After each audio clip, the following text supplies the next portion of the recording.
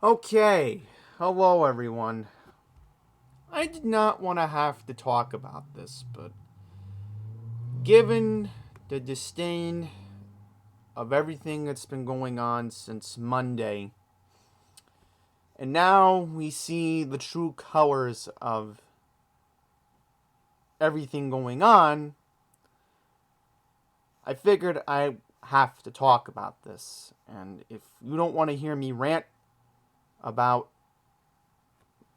what's going on here, then click out of the video because this video may not be for you. But for those who are in law enforcement, for those who have common sense, for those who are just plain sick and tired of what's going on in New York City in general, stick around because there's a lot we're going to talk about today. Primarily, we're going to focus on pretty much the difference between the left versus the right. Now, yes, we have a very controversial election coming up on November 5th, and generally, history is going to show that these are the most two disliked presidential candidates in American history. But, let's talk about this front page that I woke up to today in the New York Post. What did I wake up to today while Pat Kiernan was talking about the papers? Well, as soon as I saw this, I had to double verify that there was an article on the New York Post website, which we will read in a little while. If you are not aware what's been going on here in New York City, we're going to quickly talk about two stories. We're going to talk about felony assaults up in Manhattan this past month. Women have been getting attacked for no apparent reason, which they shouldn't be. But we're going to start off quickly here, and we're going to try to time condense everything to under 20 minutes, hopefully. I hope. We're going to talk about this. The disdain between the left versus the right. So, back on Monday, an NYPD officer was shot and killed in Far Rockaway, Queens, and I was deeply disturbed and upset about it. Obviously, everybody knows my stance with law enforcement. Everybody knows that I support the police. Everybody knows that I support firefighters, and everybody knows that I support EMT and EMS drivers, because those are the people that keep not only New York City going, but our country going. I mean, those are the people that, respond to your emergencies in general. So, when I saw this front page, I was just disgusted. To think that I could understand that President Biden was in New York with two other former presidents, Bill Clinton and Barack Obama, yesterday. To see the disdain that the president of these United States could not fit into his own schedule to go to the wake of this fallen officer. As I'm recording this video, the president is heading back to Washington, D.C. today. He is heading back to Washington, where he can easily go to Long Island today and attend the second day for the wake of this fallen officer, Jonathan Diller. So while our president is going to go to D.C., maybe he's going to spend Easter in Camp David, or he's probably just going to spend his Easter in Delaware, in his home. President Trump does the right thing, and I understand that he's the presumptive Republican nominee right now. He actually attends the wake of the fallen officer. So, I have so much disdain for Joe Biden after this. It's bad enough that 2 years ago, anybody remember 2 years ago we were paying $5 a gallon for gas? Anybody remember that? Anybody knows how your grocery bills have gone up in the past 3 years? Yeah. I don't have to get into the other issues. But after this particular issue, I mean, I just cannot stay silent. I just cannot stay silent, folks. I am just so disgusted that This officer, didn't deserve to die. He did not deserve to die. So unfortunate what happened to him on Monday night. It was so unfortunate. Tomorrow's going to be his funeral in Massapequa. And we're going to read this front page article that was on the New York Post today. So, the former president, Donald Trump, said that the slain NYPD cop's death should not be in vain. It should not be in vain. Exactly. Something needs to come out of this. You know what should come out of this? And I'm urging all Republicans in the state Senate and the state Assembly here in New York, delay the budget. Shouldn't be an April Fool's joke on Monday. Tell the governor we're going to shut everything down until you repeal this constant repeat of recidivism. Alright? The same criminals are getting out over and over and over and over and over again. And the fact that the gunman in this case was out 23 prior times and just had a gun charge last year, I mean, what else is there to say? So, President Trump had an exclusive interview with the New York Post yesterday. Our nation's 45th president was quoted yesterday saying, "In life, some things just capture a moment, and this captured a moment. This particular great officer, top of his class, he captured a moment. The perfect family has been so tragically altered, forever altered." We know that yesterday the president did speak with Jonathan Diller's widow, Stephanie, and met with his 1-year-old son, Ryan. Excuse me for a second. Back on topic. Thank goodness I have the pause button because I had to take that call in the middle of this video. So, Trump was also quoted saying, "I was telling Stephanie, the wife who's incredible, a 1-year-old baby who doesn't know that his life has been greatly affected by this. I said something has to come out of it, and the only thing that you could really think that could come out of this is if we get stronger and tougher so this doesn't keep happening." And this is happening often. I mean, police officers are getting shot every day, basically. You see it all the time. Shoplifting is up. Stores are closing. You're seeing it all the time. Property's getting stolen. People are just randomly getting assaulted. It's just crazy.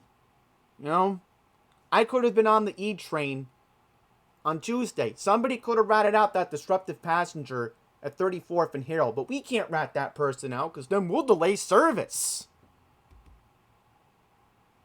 Just saying. I mean, this is the culture that today's Democrats are causing in this country. I hate to call them out on this, but, they are the ones who enable the criminals. They are the ones who, cause this repeat cycle. It's disgusting. It really, really is. So, we're going to watch the New York One report from yesterday, and I'm thinking my computer's probably running slow because my computer just hates the New York Post website for whatever reason. Or it could be the fact that my computer obviously is going through another annoying Windows 11 update. So let's see if I can scroll up here. Hopefully I can. Alright, we're good. Mourners line up to remember Officer Jonathan Diller at his wake in Massapequa on Thursday. About 20 miles away in Kew Gardens, the Queens District Attorney's Office filed multiple charges against Guy Rivera, who's accused of fatally shooting the 3-year NYPD veteran. He is remanded. He will not get out. Rivera is charged with murder in the first and second degrees, attempted murder in the first and second degrees, 4 counts of criminal possession of a weapon in the second degree, and... So, you see that, right? You see that. Look at this. Look how many charges he's facing. And you heard my district attorney here in Queens, Melinda Katz, basically saying he's not going to get out. He shouldn't get out. This guy deserves to spend the rest of his life in prison because obviously here in New York, the death penalty has been banned. So, I hate to say it, but that's what's probably going to happen here. And good. You kill a cop. You shouldn't see the light of day. ever again. Criminal possession of a weapon in the 3rd degree. We want to thank the City of New York for their support. We know that the city is mourning. We will, as an office, hold the person accountable. Rivera appeared virtually from the hospital since he's still I'm glad recovering Melinda from a Katz said shot in that the back yesterday. he Thank you, received Melinda. after attacking the officer. His attorney declined to comment. Meanwhile, as Diller's family is more. But here's a random question. Let's say this happened in Manhattan. Do you think Alvin Bragg would hold the person accountable? See, I'm the one who has to ask questions here. I'm the one who has to ask these questions. Nobody thinks about the what ifs here. Just saying, because Alvin Bragg, the Manhattan District Attorney, basically has Trump derangement syndrome. Let's call it for what it is. And Warning, this is they're what getting happens. some help to Central the time he has So been. I don't want to play any more of this video, but you get the idea. You get the idea of what I'm saying here. Oh, and by the way, guess where Eric Adams was yesterday? He was playing TV Time. What am I talking about when I say TV Time? Oh, you're gonna see the video in just a second because Eric Adams should have been in Massapequa yesterday too, or at least thinking about going today, or if the mayor had any, compassion here, he should be going to the funeral tomorrow in Massapequa. As I conclude, our hearts go out to the family members of our slain officer. The wake is today. I received a call from the president a few moments ago, sending his condolences, and I would relay those condolences to the family. But we are truly impacted by the loss.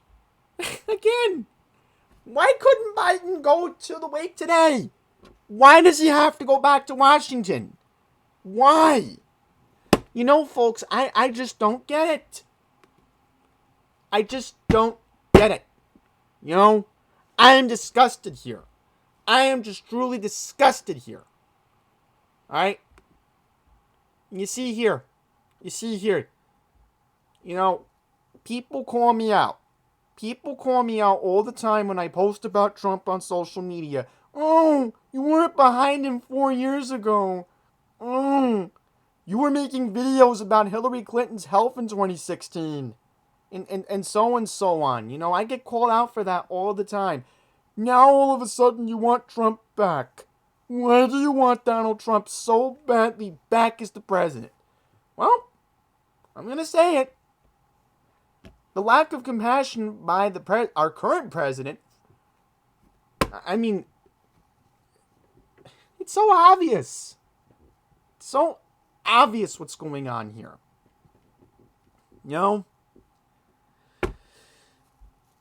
I know he's not, perfect, and I know there's flaws with him. Okay, I get it. But what choice do we have right now? Who's going to support our police? I'm just saying. Oh, where's Bobby Kennedy? Where's Bobby Kennedy Jr.? Oh, he's nowhere to be found. He's missing, the supposed third-party candidate that's trying to get on all of the ballots this year. Yeah, that guy. Bobby Kennedy Jr. is nowhere to be found. Interesting, huh? I have to call him out. So, yes. And, I know I'm going to get a lot of controversy. But, what choice do we have when it comes to November? How many more police officers are going to have to be shot on the line of duty before we do something?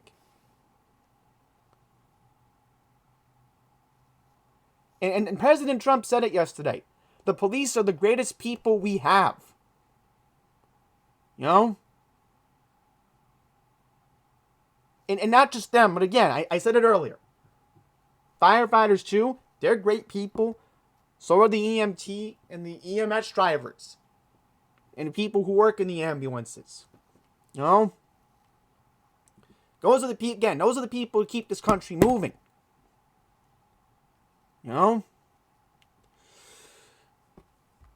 So, I am again disgusted. And today's Democrats create this cycle of, they don't want us to be feared and scared. And, thinking about all these women here who've gone on TikTok recently and have been scared. I don't even want to play this video. That's how disgusted I am. And I am so disgusted today that, again, how much more do we have to endure? All right, I'm done talking for this video. I'm done. All right. So again, think about Officer Diller when you go to the poll in November. That's all I'm gonna say, because if you can't see, and let's zoom into the bottom here. If you can't see that these three men, especially that center guy right there, who's going to be on your ballot in November, if you can't see what's going on here, I don't know what to tell you. I mean, you're going to vote the way you want to vote, fine. I can't stop you. But I'm telling you now, don't upset these people in the swing states like Ohio and Arizona and Nevada and Pennsylvania, Michigan, Wisconsin. Trust me, those are the states that are going to decide this election. And God forbid a cop gets shot in any of those states. Oh, don't forget Georgia's now considered a swing state too. God forbid a cop shot in the line of duty in those states. Don't upset those people. Be careful here, President Biden. You've just created an enemy for those swing states. And a lot of these people who vote in these swing states, sure, a lot of them are law enforcement supporters. They have to be. A lot can change from now till November, but today, my point of view is Donald J. Trump supports law enforcement. Joseph R. Biden does not support law enforcement.